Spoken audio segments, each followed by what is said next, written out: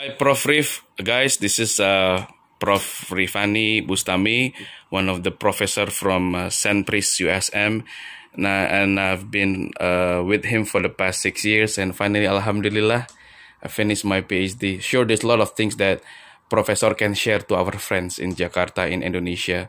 What are the things that they need to consider if they want to pursue their PhD? Maybe you can share, Prof, a lot of, the important things how to get a PhD. Okay, Assalamualaikum warahmatullah. In English or bahasa? In English, okay. English, alright. Good morning, good afternoon, depending which part of the world you're at. You're on campus at right now. What is it? Yeah, I think I've mentioned this a couple of times before, but let me start with the social context first. And the first one, the first sabotager is the social context sabotager. So choosing the wrong team, choosing the wrong organization, choosing the wrong place, the social context. So once you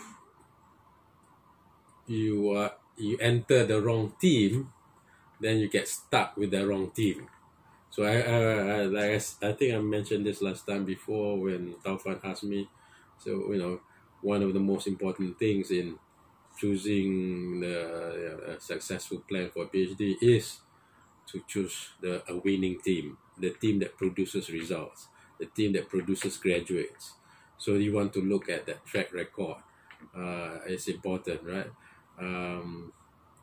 Not to say that you should not choose someone without track record, but if you want to pursue your PhD, that is something you definitely want to consider. Choosing the right supervisor, choosing the right institution, choosing the right support system and all that. So the team is actually important.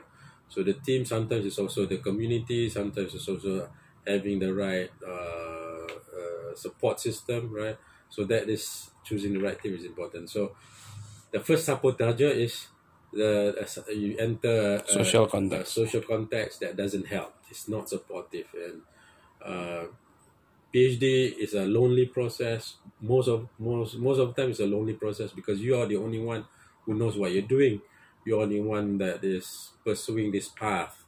There is no exams that is structured around your PhD. You are the only one pursuing the subject. You're the only one who knows your subject. So that is important to have a support system, a community of people who support you, a winning team. So that is the first thing.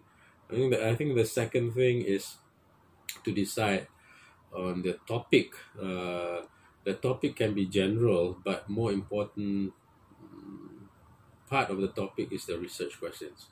So probably the most important part of the research is the research questions, because all research is about answering research questions. So the second sabotager is having the wrong research questions or having not enough good research questions. So the research questions, the frame that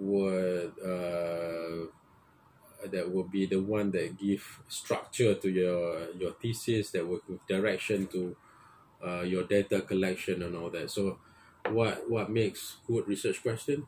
The good research questions must be something that is PhD worthy, meaning and I consider that as important because I see the lowering of research quality in master's level, PhD level. So all this nonsense of thinking of just independent variable, dependent variable, that kind of thing, and not thinking deep enough about PhD and PhD worthiness, meaning there must be contribution to theoretical knowledge.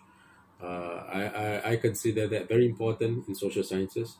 There might be different conventions in different fields, but generally speaking, in social sciences, contribution to theoretical knowledge, filling up that theoretical vacuum. What is the conceptual or theoretical vacuum is important, not just empirical, not just because it hasn't been done in Jakarta. It has been done in Manila, Kuala Lumpur, Singapore. It hasn't been done in Jakarta. Therefore, it should be done in Jakarta. That's just empirical. So it must be theoretical as well. So theoretical vacuum will be a definite contribution to knowledge. So for me, and for postgraduates, master, PhD especially, you want to think about the end game. The end game is during the viva, you want to have the answer to the question, what is your contribution to knowledge? So having the right research questions will guide you to have that contribution to knowledge. And that is like a checkmate to the examiner, right? So coming back to the second point, which is the research question, if you have the right research questions, right, and you answer your research questions with the right methodology, and all your findings answer your research questions, and your findings are PhD worthy, then you have done your PhD. You're qualified as a PhD graduate. So that is very important, the research question. So research question must be PhD worthy, must be something that is manageable. You're not solving the world problem.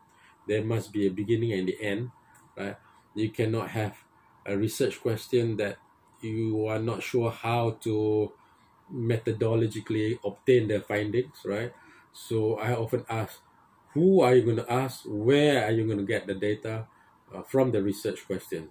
If it is not clear, right, it's like, how does society shape the thinking of the youth, right? Now, who is the society, right? Which society are you talking about? You say, if you refer to a country, how does Indonesian society shape the thinking of the youth? Okay, which part of Indonesia are you talking about? All of Indonesia, all cities in Indonesia, and all classes in Indonesia, all ethnic groups in Indonesia. How are you going to cut this? Right, so you got to be very specific about that. Right? So the research questions need to be helping, guiding. It's like the compass. It's like the framework. It's like the this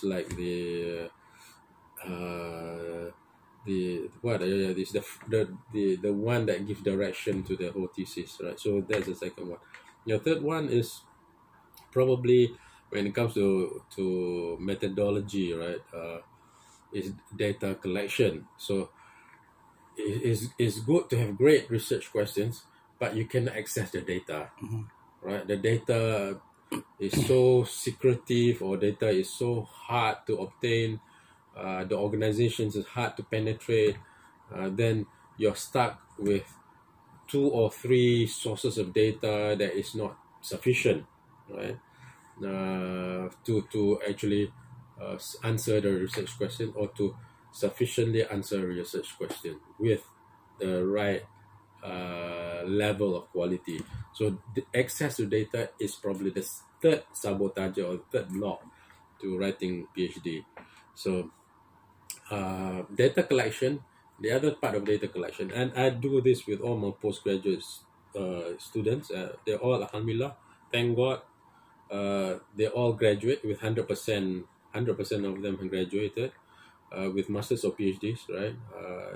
There are more than 15 now. With this year with Taufan and all that, I think close to 20. Amen. Close to 20, yeah. Access to data, another thing. The other one is the thickness, the richness, the quality of the data, right? The game plan that we adopt in our team, right, is the game plan that make your data so strong, make your data so rich, make the data of high quality, right, that it is like the wall that the examiners cannot break, right? The examiners look at the data and say, okay, the person, he or she has done his work or her work. This guy works hard. So do you want to have that richness, the thickness, the depth, the quality data that would really be like a fort, like Kubu, like a fort, the fortress that shield your research. So when you have that level of data, they say, okay, they cannot complain about you're not doing your work.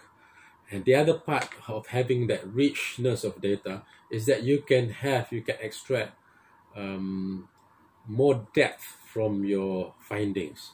You can talk about different aspects of your findings. You can talk about comparisons of the data from your findings. I particularly like the idea of comparative data sets. So you have case study 1, case study 2, case study 3. When my students do case study, I often ask them to do at least 3 case studies, right? And when they do qualitative data, I know this very well, that some say 5, 10, 15 is enough. I would stretch it to 35, and there are literature that says you can go up to 30, 35, and I would tell the candidates, or my PhD candidates, go for 40, right? So with that, there is no questioning of the data, and with that you have so much data to extract and to compare, right? That there'll be a natural flow towards contribution of knowledge, right? So you can have comparative data, you can have typologies, which is another favorite word of mine, right? You can construct typologies from that richness of data, the depth of data. You can see different aspects of data. You organize the data, and you can construct typologies or the comparisons of, or you can identify different thrusts, different forces at work from your data, right? And that is only born out of the richness of the depth, the quantity of data. So people say 10 is enough. According to this book, 13 is enough. According to that. Now, when it comes to PhD, it's not what is enough. You go in with a strength. We go in strong. So strong doesn't mean enough. Strong means superiority. You go in to awe, to kill, to get out, right? You do go in with water at this level. You go in with the water at the ankle level. You go in, you're going strong. You go in, if the enemy has 1 battalion, you go in with 10 battalion, right? You overwhelm the enemy, right? That is the strategy, of the winning strategy. So that's data. The fourth one, the sabotage, is the analysis, right? So you have all this data, richness of data, but there is no connection between the data and the literature and the theories, right? So there's no link. So you have good research questions, you have good data, but at the end, the data doesn't connect to good theories, good literature. So you want to say that, look, this has transformed the theory, this has contributed to the literature where the literature has not explained before, or there is no data that explained this before. Now I have new data, new theory about youth leaders, millennial youth leadership, right? In Indonesia, right? You can bring in different constructs to the theory that is not there before. That I think would make a PhD out of a candidate, because you own a space, you become authority of a new theory, of a new construct, of a new phenomena, because no one else has that authority. So you are not. I'm not for the idea of testing hypothesis and the support hypothesis. You are still following other people's hypothesis. I'm for challenging hypothesis. I'm for creating new theories. So if you can do that at the end, you graduate no longer as a student, you graduate as a Jedi master. You graduate as a master, right? Yeah. So because you created this new silat, you created this new seni, you created this new information, knowledge, and no one has owned this knowledge because you have developed knowledge, you have theorized on that one, right? So that is the fourth sabotage. The fifth sabotage, which also happens, right, where you written the chapters and all that, you write good thesis, but in the viva, oral defense, right, you kill yourself. I've seen people doing that also. People kill themselves, and that can happen with in the case where you do not sense the attack well, and you do not match, not the attack, the question, right, the energy, the questioning, the examining coming from the examiners well with you don't match it with your answers, right? That in cases you should just accept, the criticisms, you go head on and fight. Right? There are things that you do not have to fight. If the correction is just 2 pages, 3 pages, you say, it's a good idea, wonderful idea, I'll accept the idea, tell me what to do, I'll do it. Right? If they want you to add another reference, you add another. There is no problem with that. But there are times that they want to test your ability to debate. Right? So you demonstrate the ability that you to debate, to show your reasoning power, right? Not necessarily to argue, not necessarily to be antagonistic, right? But there are moments that they ask you to go back and to collect data collection, right? To collect new data, and that is where you got to fight, right? You do not want to do that, especially when you have very solid data, we have a very strong base. You do not want to do that anymore. Or there might be some trick question, right? How else can you improve your data, your thesis? And you say, well, there are 7 ways to improve my thesis. 1, 2, 3, 4, 5, 6, 7. And they say, okay, now go back and improve your thesis using your 7 your suggestions. So you can trap yourself with that one also, right? So this is the viva stage, or the oral defense stage is also an important stage, right? So this is the what sabotage? Fifth. The fifth now. Now the 6th. The 6th. Well, now the 7th, the last one. Yeah. The 7th is crucial. I've seen this. I do not want to mention my graduates who has the person has graduated with a PhD, but the person missed the deadlines, right?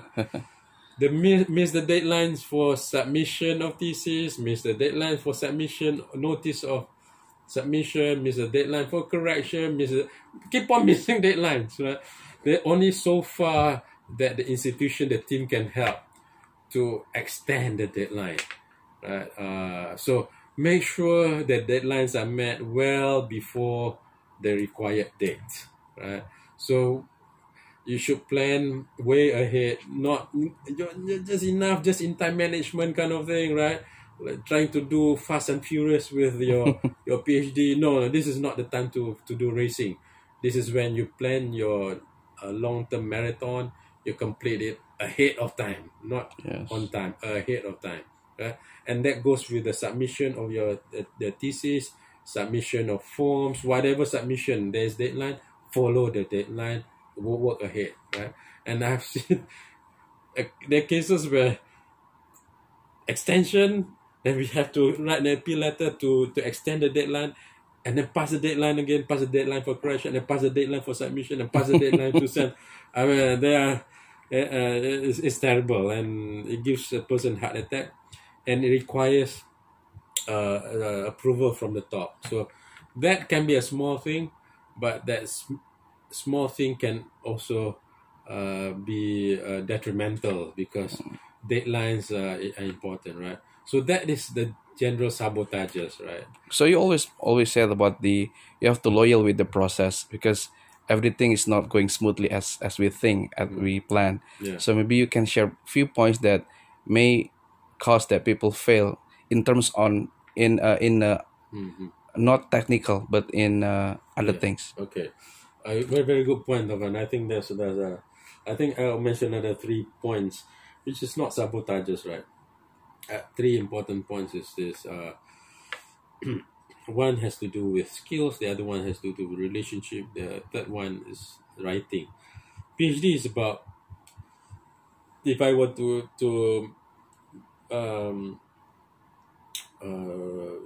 capture the essence of doing a PhD, what do you need, right? You definitely need to write, right? And I've seen people after 3 years, 4 years have not written a chapter. Right? I've said, no, thank God, not that those are not my students. But I've seen other people supervising after 3 years have not written any chapter. So that is really bad. So writing is an important part. You cannot escape writing. Second part is the relationships, right? Especially relationship with the supervisor or relationship with other supporting administrative staff and all that. But relationship with the supervisor is crucial. So you want to be able to produce chapters. You want to have good relationship with the supervisors. The third one has to do with the skills. So the skill with PhD, there's the technical and there's the non-technical skill. The technical skill alone is challenging. PhD is not like undergraduates where you have exam, you have assignment at the end, and then you graduate, right? PhD requires different skill sets. That's why it becomes very difficult. So it requires the thinking skill. How do I conceptualize research questions? How do I find theoretical vacuum from the literature? Skill of reading. A lot of people do not like to read. You got to read books, like 10 books, 20, 30 books, right? And that's not enough to put in your reference. If you have 30 references, that's enough. So the people do not like to read. They must read, develop the skill to read. Yeah. If people do not write, they must develop the skill to write. People who do not like people, right? Do not like to interview people. If the methodology involves interviewing people, they must go and meet people, interview people, right? That's a different skill. That developing good relationship with supervisor, that's a different skill too. Data input, inputting the data, boring, tedious, right? Because it's not like creatively writing thing, right? But it's about making sure you're copying the right themes and all that, or inputting the right A, B, C, D, the background service. That's another skill. And sometimes it involves software, SPSS, Envivo and all that. That's a different skill. And then there's analysis, which is a different skill. And then there's Viva, which is a different communication skill. I've seen people that really not so good in their thesis, right? But with the Viva, the examiners are very impressed, right? So communication skill is another part of the PhD skill set, right? But the other part is the non-technical. The non-technical is probably where is the challenging part, right? Because we are leading our life as adult oftentimes, right? Seldom we have 19 years old doing PhD, right? That would be genius or a prodigy. Usually they are adults who are married or in middle of the career, enhancing their competency in the career.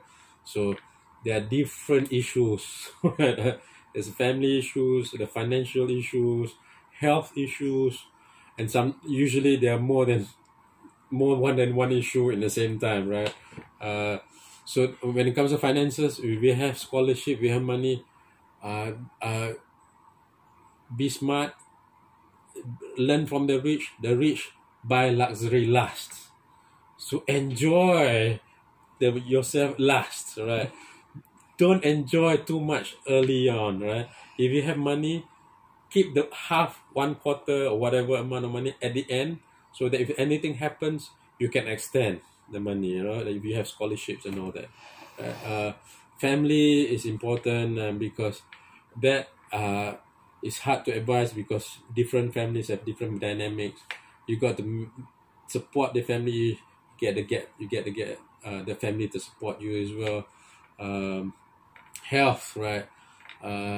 Stress is is sky high when you do PhD. People, oftentimes I say, we have not cracked yet. You have not experienced PhD yet. Yeah. So my toughest time in my life, probably, well, at least one of my toughest, is when I do PhD. But then, I felt the poverty when doing the PhD, and I told myself I'm going to be economically strong after PhD. I do not want to be poor. After this, I want to be economically strong. Yeah. And that gives me the determination, right? Okay. Never be economically weak again. Right? So that was my That's the main motivation. That was it. That was because I really was experiencing the hardship or whatever you call it, at least during my PhD, because I was living in different cities and all that. So but then health, thank God a lot of people carry out the PhD at the early stage, right? But then I've seen people experience really real medical problems during the PhD too. For women, I know people who get pregnant twice during a PhD and then they drop out. That happens, right? Not once, twice, and then they drop out. So it's those are challenges, and oftentimes we as PhD candidate, people do not understand us. People think we have all the time in the world, right? Yes. If you need anything, call this guy, call that woman, because he doesn't have they do not see us as working, 8 to 5. We don't have exams, so they think we have all the time in the world. Yes. And they do not understand our work, right? And that is a challenge. It's a lonely process. So managing that part is I do not know which stupid guy created a PhD. I think it's a stupid thing, right? If I were to create this PhD thing, I would create it in a different way. But we, like many things in life, we have followed the capitalistic, imperialistic, Western model of education, right? So we take on PhD. I do not see PhD as the greatest education process, but at the end, it's not what you achieve, it's what you become. Okay. As a person, in your PhD, that is important. How you develop yourself intellectually, how you develop yourself as a scholar, how you develop yourself in terms of character, facing all these problems, right? How you manage your finances. And those skills, what you become at the end of the journey is actually more important than what you get in the PhD journey, of course, Okay. right? And that requires the technical and non-technical skills. Okay, last point, sir, about the time management. The last important thing. You always reminding me about how I manage the time. Let's say if like most of the PhD students are maybe working or have a family time. So how they should manage their time effectively? Your practical tips maybe. Different people Last point. manage their time differently, right? I guess that again there are three things about time. One is not to think about time first, right? To think about environment. Hijrah. Hijrah. What does the whole concept of hijrah, the whole concept of Prophet Muhammad hijrah, is not about telling people, oh, you got to be strong, you got to be strong, you got to be strong. The people who hijrah during Prophet Muhammad's time are the strongest of all iman. Bilal, Abu Bakar, these people whose iman, the faith is superior, right? But Rasulullah asked them to hijrah because the context was not supportive. So number one is to choose a place where you can focus. Okay, just a Just like J.K. Rowling, just like all the authors, they find a place, oftentimes in the solitude, where they can focus. So that is number one when it comes to time management. Choose a place where your time is completely focused to your task at hand, right? So that is one. Number two is, I guess, forget about the perfect timing, forget about the perfect place, forget about just jump and do it, right? And have the commitment of producing one word, one sentence, one page a day, that kind of thing, right? 1 hour a day, that kind of thing, right? Just sitting down, even if you stare at your work, is better than not sitting down, not staring at your work. Okay. So to have that quote to yourself, 1 hour a day, half an hour a day, right? You must sit down, right? Looking at your work, right? That is commitment. I think the third one is to come up with the time blocks. And if you look, there's studies about this. You got to go into deep work, right? Not deep HIT, right? Deep work, which means PhD is not like writing a journal, and PhD requires deep thinking. So even though you might not have the time, you got to make time for an extended period of time where you do not think of anything else but just do that work, right? Okay. So maybe you say every Friday morning, every Friday I will focus on PhD. I will go to the masjid. I will go to a cafe where no one knows me, no one recognizes me, and focus there. Right? Block half a day, 1 day, just to do that. Right?